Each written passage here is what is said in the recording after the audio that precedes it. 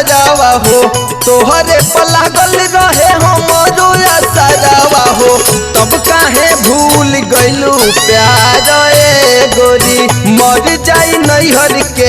यार ए गोरी कनिका कसूरवा तू गइलू ससुरवा हो कनिका कसूरवा तू गइलू ससुरवा हो भूल गइलू बचपन के प्यार ए गोरी मर जाई नैहर के यार ए गोरी।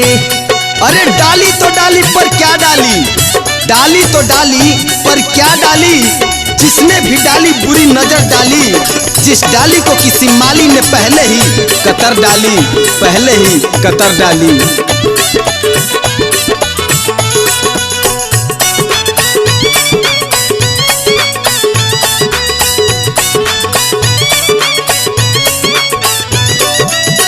कोरावे में कटत रहे कबो दिन रतिया हो याद पर रानी सट के रोवत रहलू छतिया हो कोरावे में कटत रहे कबो दिन रतिया याद पर रानी सट के रोवत रहलू छतिया लागे ना देत रहलू हमारा पे दगिया हो लागे ना देत रहलू हमारा पे दगिया हो आज काहे बदलल विचार ए गोरी मर जाई नैहर के यार ए गोरी। हमारे बिन तुम्हारे दिन, हमारे बिन तुम्हारे दिन न गुजरे हैं न गुजरेंगे,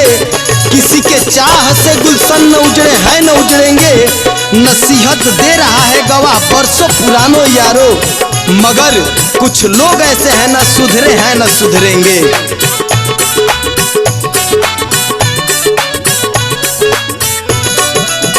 नइखे अफसोस पोस मनलू नादानी तोह से जुड़ल रहे हमरो कहानी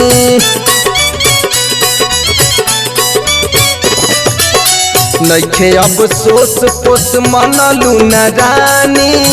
हमसे जुड़ल रहे तोहरो कहानी गोलू शिवांग के दिहलुआन जैसन राजा हो गोलू शिवांग के दिहलुआन जैसन राजा हो अमित से कैलू नैना चार ए गोरी मर जाई नैहर के यार ए गोरी। Alap Studio।